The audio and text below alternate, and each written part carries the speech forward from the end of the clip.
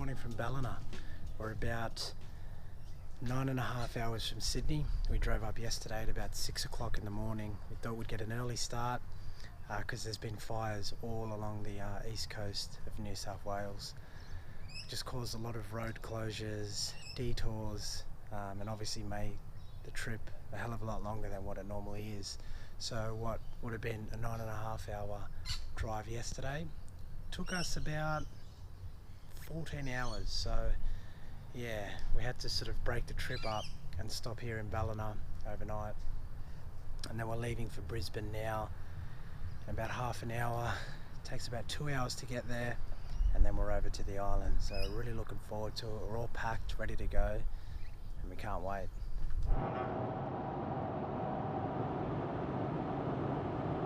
Just got to the port of Brisbane. It's 11:20. We've got about another 40 minutes or so until our ferry leaves. We booked for the 12 o'clock departure. Apparently there's about 4 a day from the port of Brisbane to Tangalooma, which is on the other side. Each way is about 75 minutes. It's good to get here a little bit earlier. As you can see, there's a bit of a queue in front of us and behind us as well. But yeah, we're just playing the waiting game, and then we'll head over. This will be a good shot, you know, just to... This will be a good shot.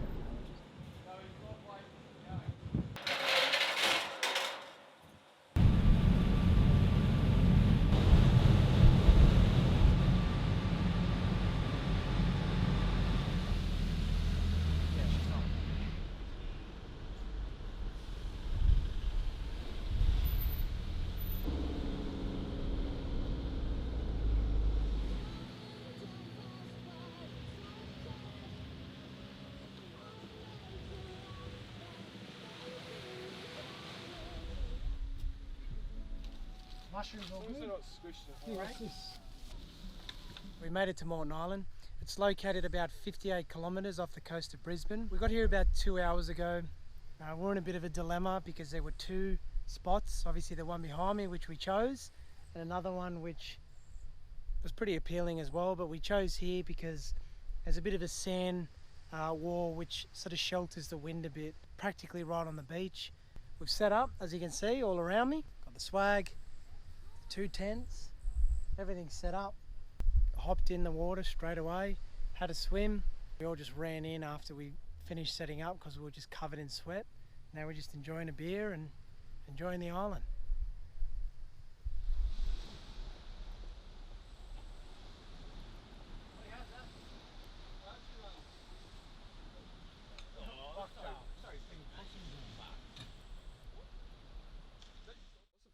How easy would it be to get like a fine or something?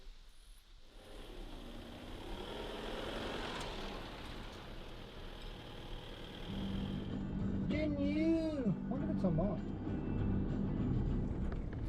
That's where they're going.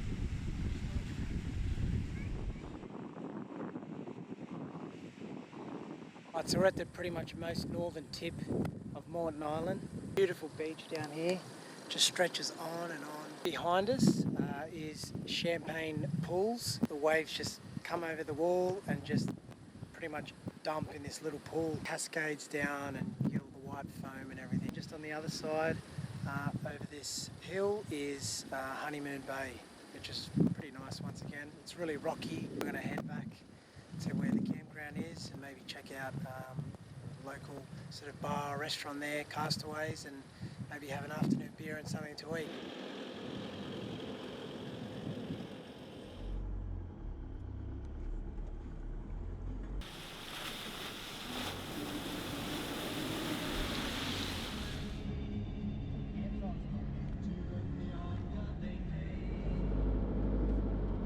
Oh, the same yesterday.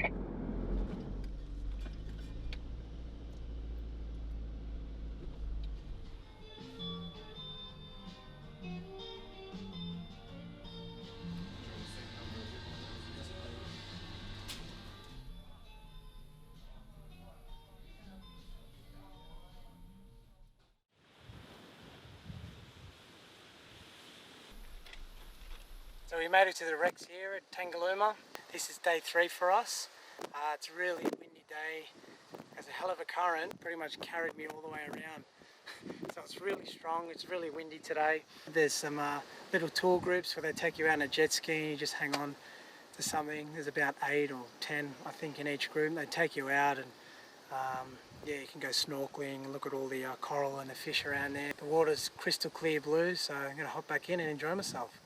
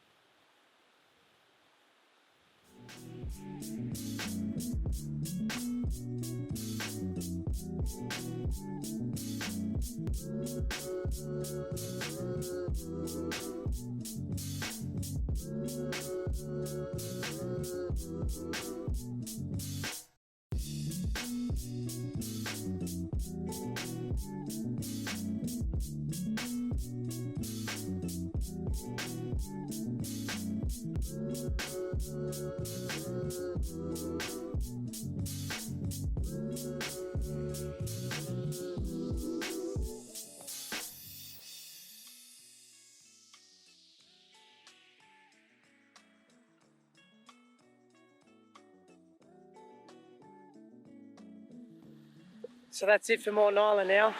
That's 4 nights here. I had a really good time.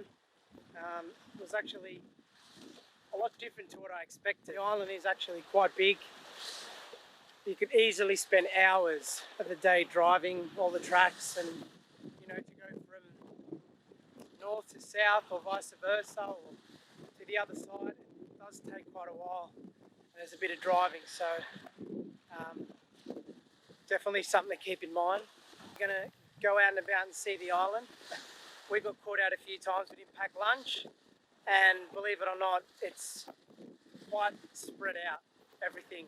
I think from point to point, north to south, it's about 54 kilometres, but then when you factor in, you know, the high tides, the low tides, taking bypass tracks, you know, to cut across the island, you do spend a couple of hours a day in the four-wheel drive driving around. So definitely worth remembering. Bring food, don't do anything spontaneously, pick where you want to go and what you want to see. Another thing I found as well, when we first got here, we picked a particular site which is quite exposed, and it didn't have the sand hills to sort of block the wind. I mean, it didn't block out all the wind, that's obviously expected, but it's definitely worth trying to pick a spot where you obviously can still see the water, but you've got a bit of coverage and shelter there from the wind, because it does get really windy. Moreton Island's beautiful. Definitely come and check it out. 4 nights was just enough for us. Personally, I couldn't do any more, but yeah, it's absolutely beautiful.